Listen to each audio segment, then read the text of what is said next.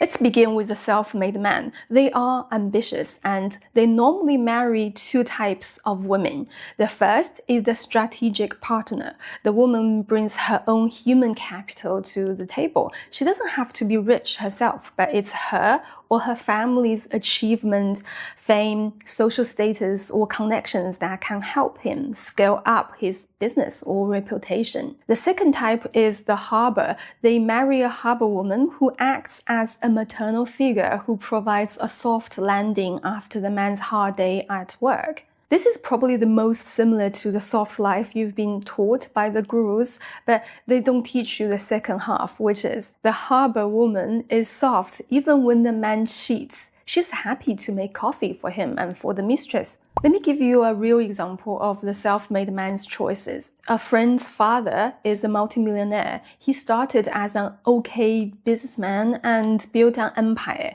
He married my friend's mother, used her family's connections to climb. Once he became successful, he had an affair with a beauty pageant queen. Yes, such a cliche. My friend's mother, a woman of dignity, of course, divorced him immediately. And then the floodgates opened. His wealth gave him access to so many beautiful women. He had countless affairs, several children, and when he turned 65, he finally decided to settle down again. But he didn't choose a high-value socialite or a model. He married a woman who had two of his children and been waiting in the shadows for 15 years. She's not the most beautiful, had no family resources, and completely haloless.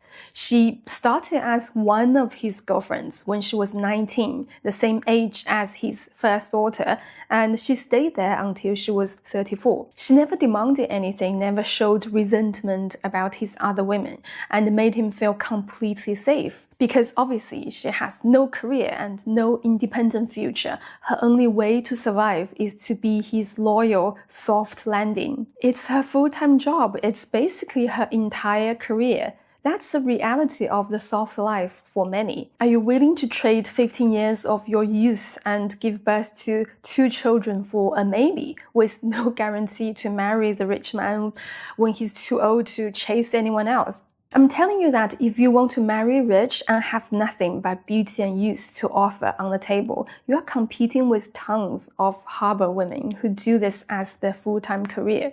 They're not weak or passive. You actually need tremendous amount of strength, wit, and acting skills to play this psychological long game. And even then, my friend's father has at least 8 children, and he made his wealth before this marriage. When he dies, the inheritance is going to be so fragmented that his loyal wife will probably only get a small slice, maybe not even enough to maintain the house and staff.